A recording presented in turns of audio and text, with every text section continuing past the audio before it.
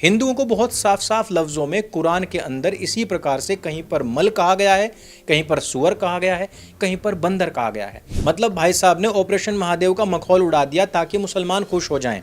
लेकिन एक शब्द भी डिंपल यादव के खिलाफ होने वाली बयानबाजी पर इसने नहीं बोला। कारण क्या था कि मुसलमानों का वोट कहीं खिसक ना जाए। डिंपल यादव एक्चुअली यादव नहीं है, वो उत्तराखंड की रावत राजपूत हैं, वो क्षत्रिय हैं।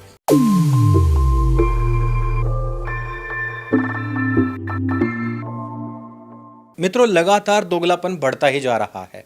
अभी आपने देखा होगा साजिद रशीदी की पिटाई हुई है न्यूज रूम के अंदर, और समाजवादी पार्टी के कुछ नेताओं ने इसकी पिटाई की है। और पिटाई करने का कारण भी आपको पता है, इसने डिंपल यादव को सीधे सीधे बैठी हुई थी कह दिया।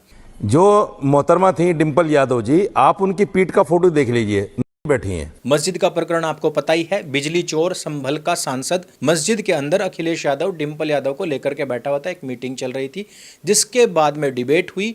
मस्जिद के अंदर महिलाओं का प्रवेश वर्जित है। एक लेटर लिखा गया था रेखा गुप्ता को, उसमें लिखा गया था कि लोग नजिश हैं। नजिश का अर्थ होता है मल अर्थात टट्टी। नजिश कहां पर लिखा हुआ है? अगर आप कुरान की आयत 9:28 पढ़ेंगे, सूरह अत-तौबा की 28वीं आयत पढ़ेंगे, तो उसमें साफ साफ लिखा हुआ है कि जितने भी मूर्ति पूजक होते हैं नजिश होते हैं, मल होते हैं, टट्टी होते हैं, सुअर का गोश्त होते हैं, यानी कि अपवित्र होते हैं। हिंदुओं को बहुत साफ साफ लफ्जों में कुरान के अंदर इसी प्रकार से कहीं पर मल कहा गया है, कहीं पर सुअर कहा गया है, कहीं पर बंदर कहा गया है।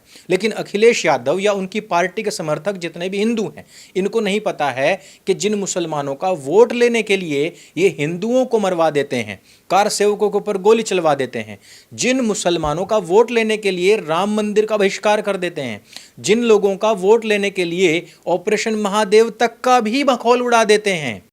आखिरकार एनकाउंटर कल ही क्यों हुआ? यहां ठहाके लगा के पूछा गया कि आखिर ये कल ही क्यों हुआ? क्या ये ऑपरेशन के लिए कोई सावन महीने का सोमवार ढूंढा गया था क्या? मतलब भाई साहब ने ऑपरेशन महादेव का मखौल उड़ा दिया ताकि मुसलमान खुश हो जाएं। लेकिन एक शब्द भी डिंपल यादव के खिलाफ होने वाली बयानबाजी पर इसने नहीं बोला। कारण क्या था कि मुसलमानों का वोट कहीं खिसक ना जाए। समाजवादी पार्टी के कुछ लोगों ने अगर इस पर प्रतिक्रिया करी, साजिद रशीदी को यदि पीट दिया, तो सुनने में ये भी आ रहा है कि समाजवादी पार्टी के उन कार्यकर्ताओं को पार्टी से ही निकाल दिया गया है, उनको बर्खास्त कर दिया गया है। अब इसका कारण क्या हो सकता है? कारण सीधा सा साफ सा है कि इनको चाहिए मुसलमानों का वोट। कुछ और लोगों ने साजिद रशीदी के गले में चप्पलें डाल करके उसके पोस्टर लगवा दिए हैं और उसके ऊपर बहुत सारी अपमानजनक टिप्पणियां भी करवाई हैं। वैसे आपको पता होना चाहिए कि मौलाना साजिद रशीदी वैसे भी थाली का बैंगन है। इस आदमी ने हिंदुओं के ऊपर बहुत सारे डेरोगेटरी ऐसे कमेंट्स किए हुए हैं, और यहाँ पर भी डिंपल क्योंकि एक हिंदू है, उनके खिलाफ उसको बोलना बनता भी था। लेकिन हिंदुओं को यह भी पता होना चाहिए कि उनकी पवित्र किताब के अंदर हिंदू को कितने अपवित्र शब्द कहे गए हैं। लेकिन फिर भी किसी भी समाजवादी पार्टी के कार्यकर्ता की तरफ से वो खुला विरोध नहीं हुआ, और वो तो हुआ ही नहीं, दूसरी तरफ एक और मौलाना ने समाजवादी पार्टी को खुलेआम कह दिया कि हम तुम्हारा बाइकआउट करने वाले हैं। क्या आपने मौलानाओं पर हाथ छोड़ा?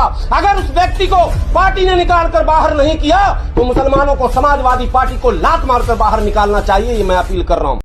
इन सब बातों का क्या अर्थ हुआ? एक इकरा हसन थी। इकरा हसन के प्रति एक ठाकुर, एक राजपूत ने यह कह दिया था कि मैं उस लड़की से शादी करना चाहता हूं, और यही नहीं, इकरा हसन को मैं पूरी आज़ादी दूंगा। यानी कि यहां पर कोई भी अभद्र टिप्पणी नहीं की गई थी।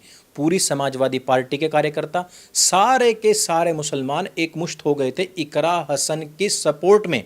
जबकि मैंने आपको बताया था कि इकरा हसन का एक AI एडिटेड वीडियो बना करके दो मुसलमानों ने, नूह मेवात के जो लड़के थे, उन्होंने वायरल कर दिया था। बहुत गंदा वीडियो था, मैं यहाँ पर आपको दिखा भी नहीं सकता। इवन इतना गंदा कि मैं अपने टेलीग्राम पर भी इसको पोस्ट नहीं कर सकता, इतना गंदा वीडियो था। पता है क्या हुआ था? इकरा हसन ने दोनों बच्चों को माफ़ कर दिया था क्योंकि वो मुसलमान थे।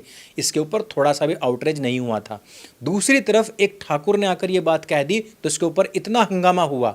आपको एक और मज़ेदार बात बताता हूँ कि डिंपल यादव एक्चुअली यादव नहीं है, वो उत्तराखंड की रावत राजपूत हैं, वो क्षत्रिय हैं। और हो सकता है कि समाजवादी पार्टी के बड़े बड़े लीडर्स, सारे के सारे मुसलमान और इवन खुद अखिलेश यादव भी इसी बात पर चुप हों, क्योंकि डिंपल यादव नहीं है। आपका इस विषय में क्या कहना है ये भी हमें नीचे कमेंट करके अवश्य बताइएगा। और साथ ही साथ मुझे बताते हुए बहुत खुशी हो रही है कि 2500 से ज़्यादा पुस्तकें कुछ ही दिनों में मेंस लाइव्स मैटर की बिक चुकी हैं।